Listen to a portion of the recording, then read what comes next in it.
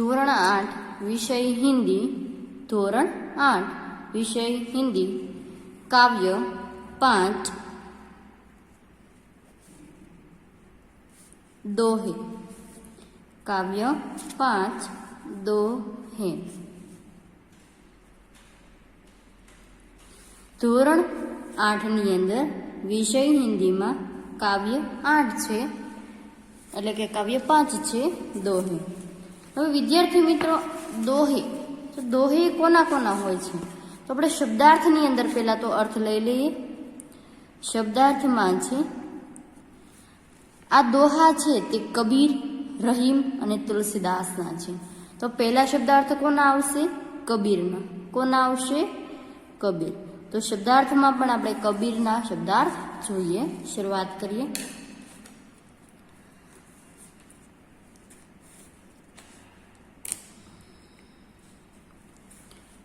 કરીએ. સાંઈ, સાંઈ એનો અર્થ શું થશે? ભગવાન, અલ્પવિરામ ઈશ્વર. જામે એનો અર્થ શું થશે? જિસ્મે. કુટુંબ, કુટુંબ એનો અર્થ શું થશે? કુટુંબ, અલ્પવિરામ પરિવાર. સમાય તેનો અર્થ શું થશે? પાલન પોષણ, પાલન પોષણ હો શકે. साई तो भगवान, ईश्वर, जामे जिसमें, कुटुंब तो कुटुंब परिवार, समाई तो पालन पोषण हो सके. पाछे, पाछे तो बाद में, जग तो संसार, हंसाय तो हंसी, अल्पविराम मजाक, हंसी अल्पविराम मजाक. खेर तो कुशलता, खेर तो कुशलता. बेर दुश्मनी, अल्पविराम शत्रुता. જોઈએ હવે. સાંઈ તો ભગવાન, ઈશ્વર, જામે જિસમે, કુટુંબ તો કુટુંબ પરિવાર, સમાય એટલે કે છે પાલન પોષણ હો શકે. પાછે બાદ में, जग संसार, हंसाय तो हसी मजाक. खेर कुशलता, बेर दुश्मनी शत्रुता. હવે જોઈએ શબ્દાર્થ બીજા. રહીમના શબ્દાર્થ જોઈએ. કોના? રહીમના શબ્દાર્થ જોઈએ. તો અત્યારે આપણે જેના જોયા? કબીરના શબ્દાર્થ જોયા. હવે આપણે રહીમના શબ્દાર્થ જોઈએ. જે કવિ રહીમ છે તેમાં પહેલો શબ્દાર્થ છે નર. એનો અર્થ શું થશે? મનુષ્ય. નરનો અર્થ શું થશે? મનુષ્ય. જે તો જો. કહું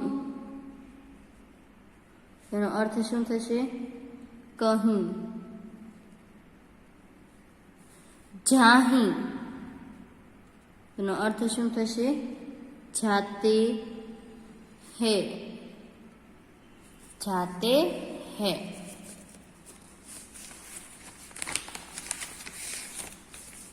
આગળ જોઈએ.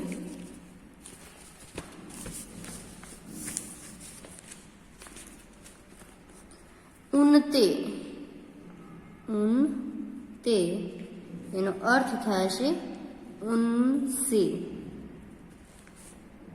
મુયે એનો અર્થ થશે મર ગયે. મુયે તો શું થશે એનો અર્થ મર ગયે.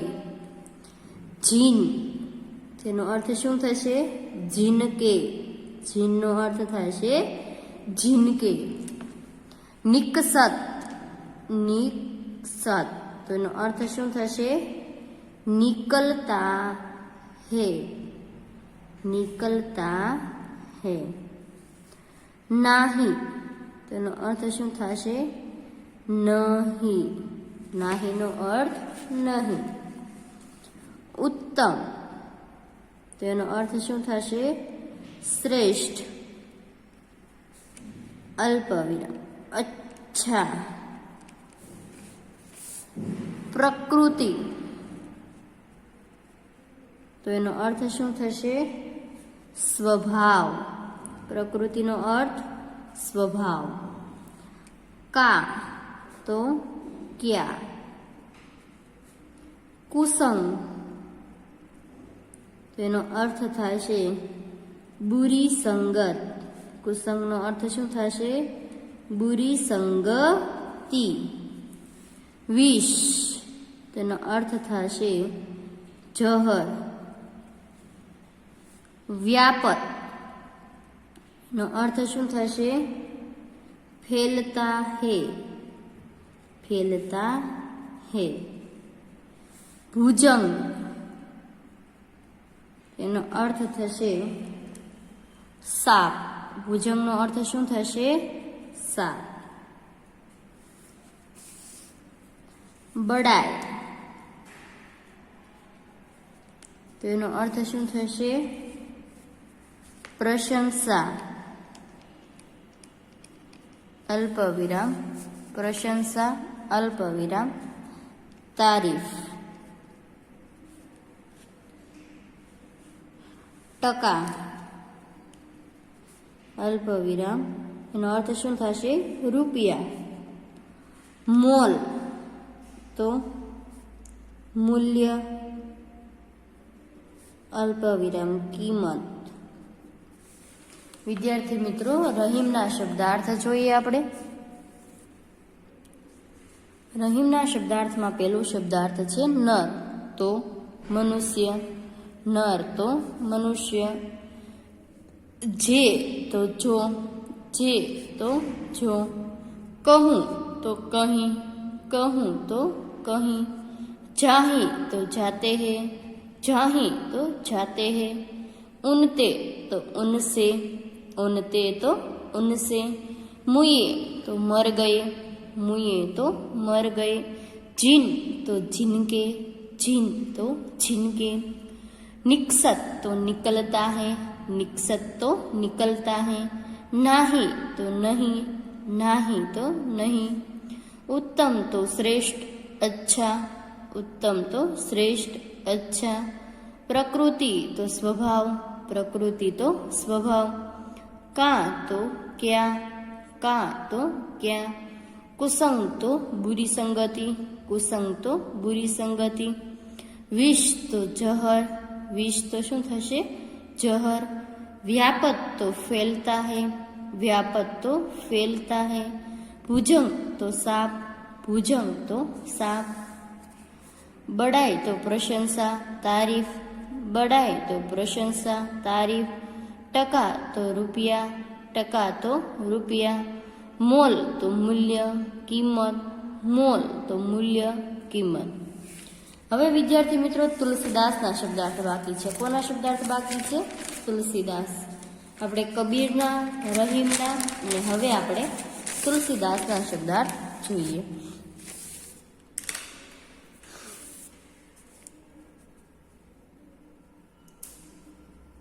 તુલસીદાસ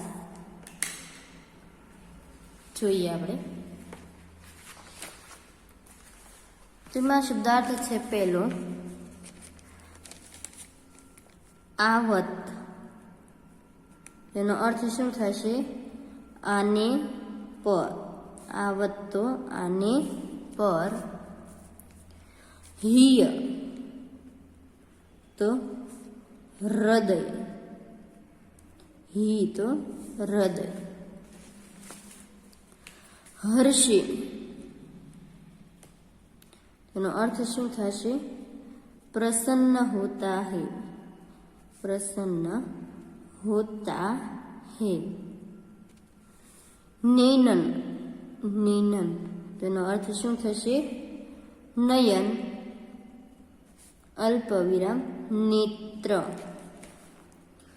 અથવા તો અલ્પ વિરામ આંખે. નેનન તો નયન, નેત્ર, આંખે. સ્નેહ તેનો અર્થ થશે સ્નેહ અલ્પ વિરામ પ્રેમ. તહા એનો અર્થ છે વહા. કંચન એનો અર્થ શું થશે? સોના. મેઘ તો મેઘ અલ્પ વિરામ બાદલ. ઉદ્યમ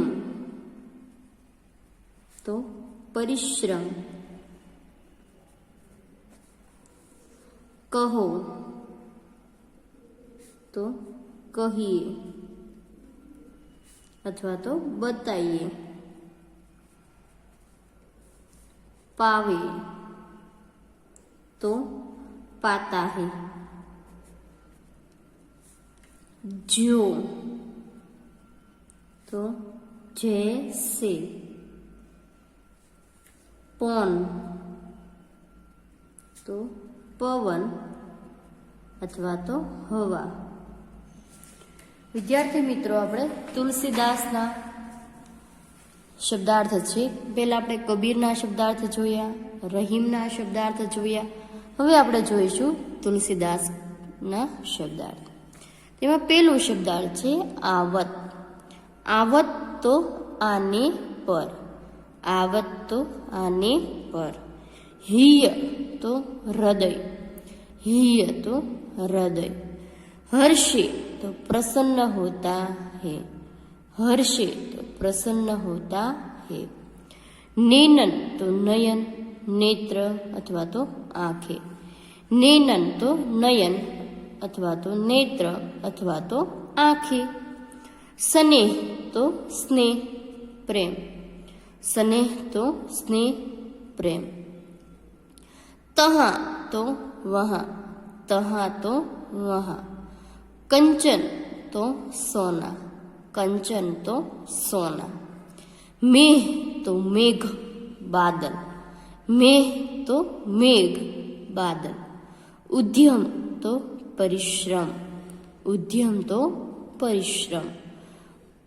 कहो तो कहिए अथवा तो बताइए, कहो तो कहिए अल्प विराम बताइए. पावे तो पाता है, पावे तो पाता है. जो तो जैसे, जो तो जैसे. पौन तो पवन हवा, पौन तो पवन हवा. विद्यार्थी मित्रों आ जे शब्दार्थ छे ए तमारे तमारी पाकी नोटमां लखवाना. शब्दार्थ तो पाकी नोटमां लखवाना छे, साथे साथे जे टीचर समजावे छे ते समजूती छे ए शब्दार्थनी अंदर अमुक शब्दार्थ तमने समजाई शके न होय એટલા માટે તમને અગાઉથી શબ્દાર્થ શીખવાડ્યા છે, પછી તમને સમજૂતી શીખવાડવામાં આવશે. એટલે દરેક વિદ્યાર્થીઓએ શબ્દાર્થ ઉપર ધ્યાન આપવું. પરીક્ષાની અંદર સમાનાર્થી અર્થ તરીકે પણ શબ્દાર્થ પૂછાઈ શકે છે. એટલે ખાસ ધ્યાનથી લખવા, પાકા કરવા અને ધ્યાનથી સમજવા, જેનાથી તમે પરીક્ષાની અંદર સરળતાથી એનો જવાબ લખી શકો. શબ્દાર્થની અંદર દોહા છે. દોહાની અંદર અમુક શબ્દ એવા હોય છે કે તમને ખબર ન હોય કે પાવે એટલે શું, તો શું થાય છે? પાતા હે. પોન એટલે શું, તેનો અર્થ શું થતો હોય? પવન છે અથવા તો હવા છે. નેનનનો અર્થ શું થતો હોય તો ખબર ના હોય તો આપણે અર્થ આપેલો હોય કે નયન છે, નેત્ર છે અથવા તો આંખ પણ કહી શકીએ. સ્નેહને આપણે લખી શકીએ સ્નેહ, પણ એનો અર્થ શું થાય છે? સ્નેહ અથવા તો પ્રેમ. ઉદ્યમ તો ખબર જ હશે પરિશ્રમ, પણ મેઘ એટલે શું છે તો આ શબ્દ નવો પડે. તેનો અર્થ શું થાય છે? બાદલ અથવા તો મેઘ. તો વિદ્યાર્થી મિત્રો, તમારે તમારી પાકી નોટની અંદર આ શબ્દાર્થ લખવાના રહેશે. ધન્યવાદ.